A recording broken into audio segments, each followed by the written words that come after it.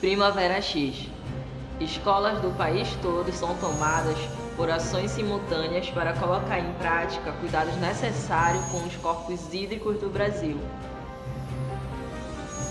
E dessa vez, o protagonismo é de estudantes e educadores da Escola Francisco da Silva Nunes, em Belém. A educação física é uma das disciplinas que mais apresentam um aspecto preventivo, sobretudo em relação à saúde e bem-estar. Estudantes da Escola Estadual Francisco da Silva Nunes promove variadas pesquisas para destacar medidas de recuperação e prevenção de corpos hídricos da cidade, como o canal Água Cristal, que corta o bairro da escola. Procurando contribuir para o aprimoramento da leitura e escrita num viés interdisciplinar, o professor aplica estratégia pedagógica para fortalecer o letramento e a análise histórica com o uso de textos literários. Eu sou Thaisa. E eu sou Gustavo. Acompanhe as reportagens da edição de setembro no Jornal Integrado. Primavera X. Uma grande campanha que estimula que nos dias 22 e 23 de setembro de 2018 ocorram ações simultâneas nas escolas de todo o país para colocar em prática cuidados necessários com os corpos hídricos do Brasil. Sem perder a oportunidade de fazer parte desse esforço, estudantes do curso técnico em meio ambiente e da modalidade de aceleração de aprendizagem da Escola Estadual Francisco da Silva Nunes, em Belém, participaram ativamente da campanha nacional que tem como foco no protagonismo jovem sem restringir ao meio escolar, já que visam envolver comunidades representantes de instituição pública, privada e sociedade civil em geral. A mobilização para os Dias da Primavera X ocorre como um jogo no qual os estudantes se engajam em missões prévias.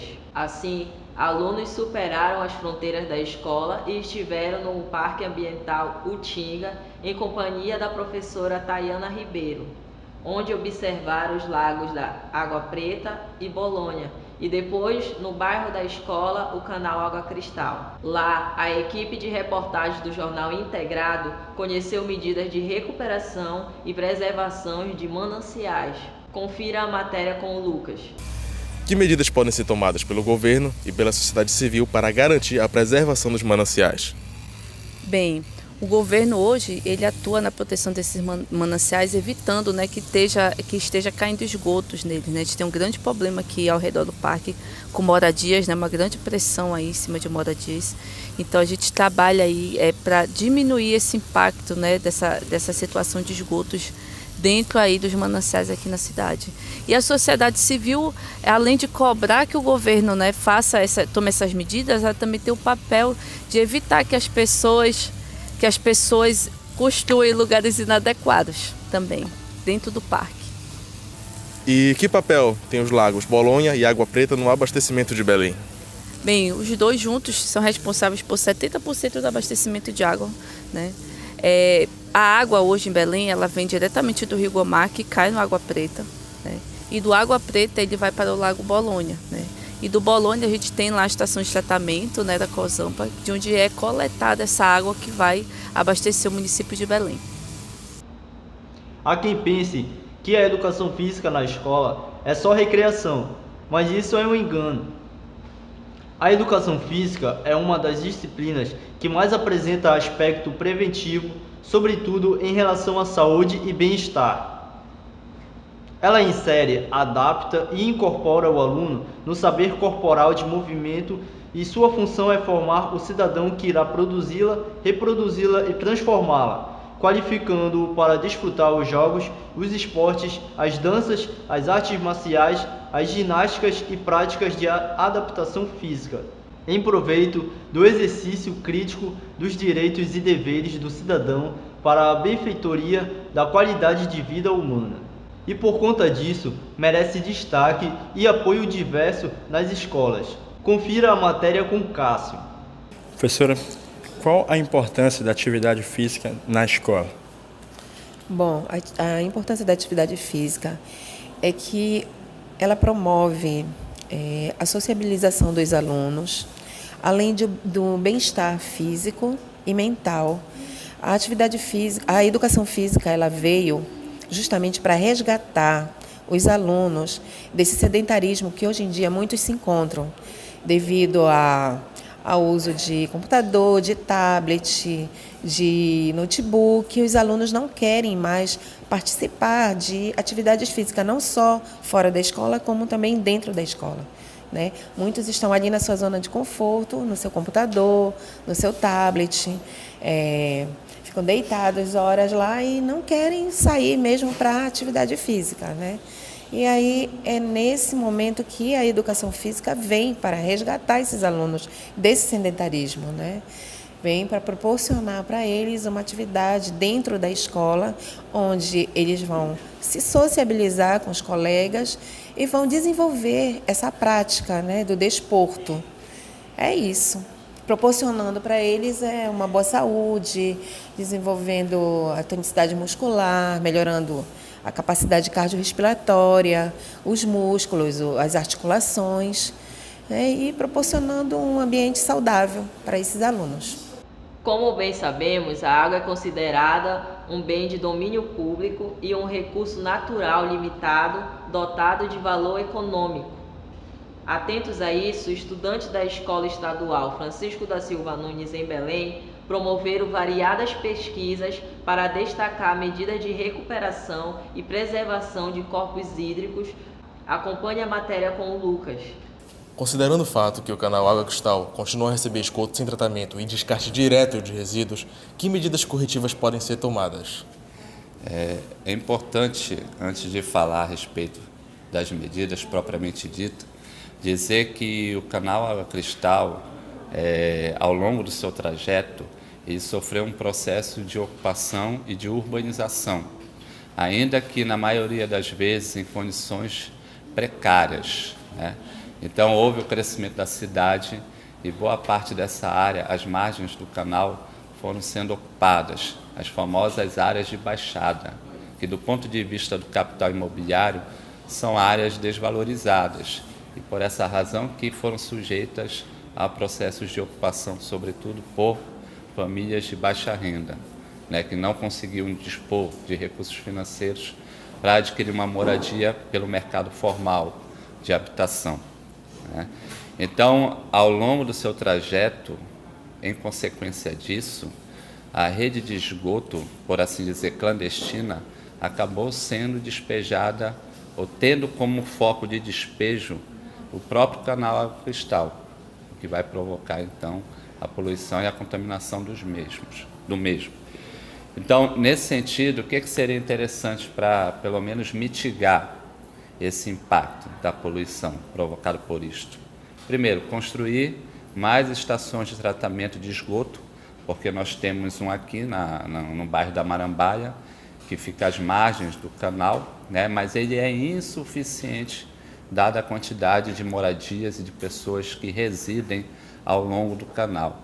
E vale lembrar que esse canal Água Cristal, ele vai assumindo outros nomes ao longo do seu percurso até desaguar na Baía do Guajará, né? Então ele vai passando por vários bairros da cidade de Belém.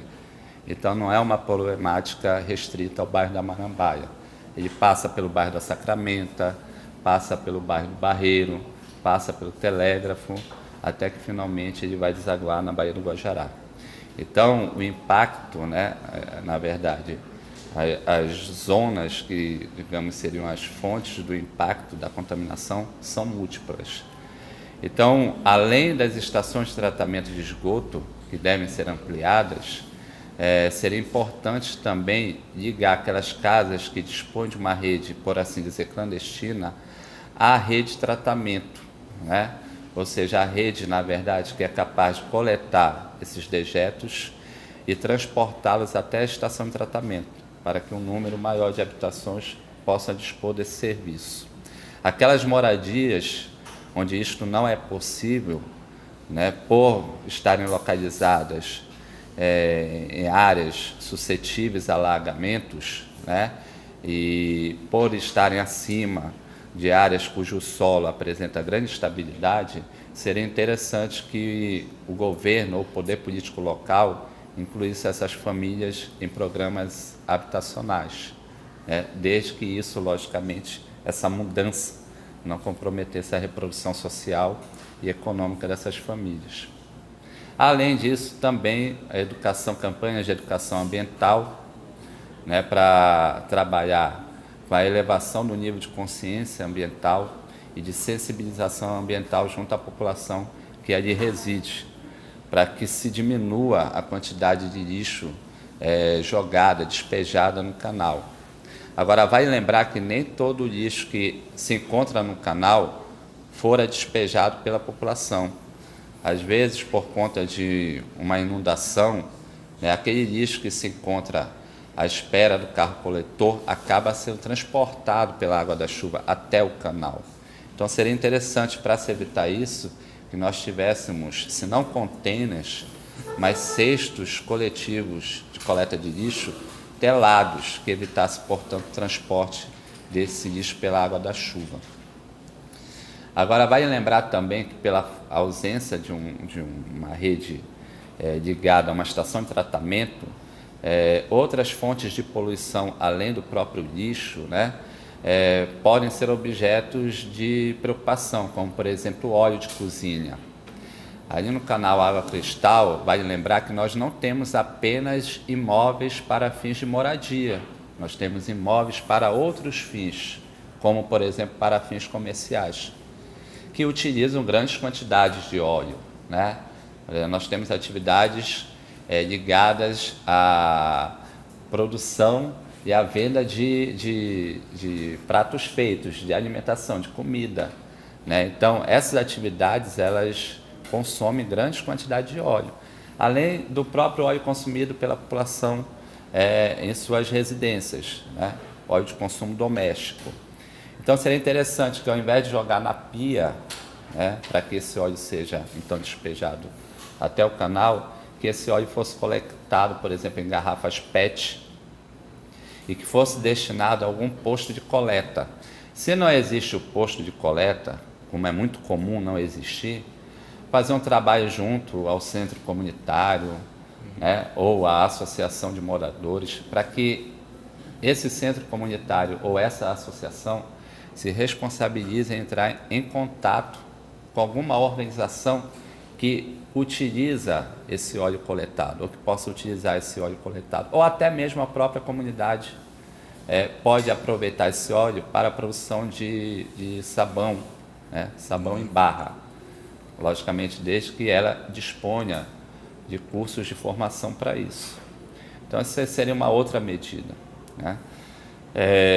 Uma outra medida também que seria muito importante para reduzir esse impacto, além do trabalho de sensibilização à educação ambiental, além da ampliação das estações de tratamento, além da coleta, né, de lixo em locais apropriados para se evitar que eles sejam transportados até o canal em momentos de enchente, por exemplo, seria interessante que a coleta do lixo fosse feita diariamente, quer dizer, todos os dias, na época de maior índice pluviométrico, né? Na época de maior índice de chuva, porque, em geral, a coleta de lixo ela não é feita nessas áreas todos os dias. Por incrível que pareça, em geral, acontece isto em bairros classificados como nobres, né? Que não sofrem esse tipo de problema de alagamento, né? Ao passo que aqueles bairros que são mais sensíveis a esses problemas não têm uma coleta diária, regular. Então, seria interessante que, pelo menos nesses períodos de maior índice pluviométrico, se fizesse a coleta diariamente. Falar sobre leitura num país que não tem o hábito da leitura não é uma tarefa fácil. Antes, incentivam a leitura como uma obrigação imediatista para garantir notas nas provas bimestrais, e por isso acabaram por fazer da leitura uma prática entediante para a maioria das pessoas. Considerando isso e procurando contribuir para o aprimoramento da leitura e escrita num viés interdisciplinar, professor aplica estratégias pedagógicas para fortalecer o letramento e a análise histórica com o uso de textos literários. Isso enquanto documentos, ou seja, evidências históricas em torno de uma geografia física e humana. Acompanhe a reportagem com Lucas. Falar sobre leitura num país que não tem o hábito da leitura não é tarefa fácil. Outrora, as escolas, na maioria das vezes, incentivavam a leitura como uma obrigação imediatista que iria garantir nota nas provas bimestrais. E por isso acabou por fazer a leitura virar uma prática entediante para a maioria das pessoas, deixando de lado o seu principal objetivo, que é assegurar uma leitura de mundo a partir da troca de experiências, com a ampliação dos nossos horizontes diante da sociedade. Enfim, como bem sabemos, os textos são veículos de memória, assim como são leituras de mundo, e logo oportunizam ao leitor a capacidade de compreender o mundo à sua volta, junto de todas as suas estruturas, relações, etc, etc. A partir de reflexões, ou seja, leituras de mundo feitas por terceiros e que tornam referência para a gente. São conteúdos que nos libertam em meio a provocações profundas sobre si e a sociedade. Assim, o indivíduo se transforma e transforma a realidade à sua volta, ocupando uma condição de protagonista no mundo. Por isso, devemos ler livros e mais livros entre variadas leituras de mundo. E, considerando isso, em sala de aula é cada vez mais corriqueiro o uso da literatura como ferramenta na provocação dessas reflexões. Textos literários são documentos, são evidências históricas, logo uma geografia física e humana, já que em meio a variadas composições há uma descrição valiosa dos cotidianos e suas relações. São representações que transparecem uma leitura de mundo com um olhar muito crítico, que é elaborado pelo autor do texto. E por essas e outras, há tempos eu não deixo de aplicar dentro de sala de aula a literatura como uma ferramenta de trabalho. Vale a pena aliar história e literatura, vale a pena aliar a arte com todas as disciplinas. Encerramos as manchetes da edição de setembro do Jornal Integrado. Assine nosso canal e continue acompanhando nossas matérias em edições mensais.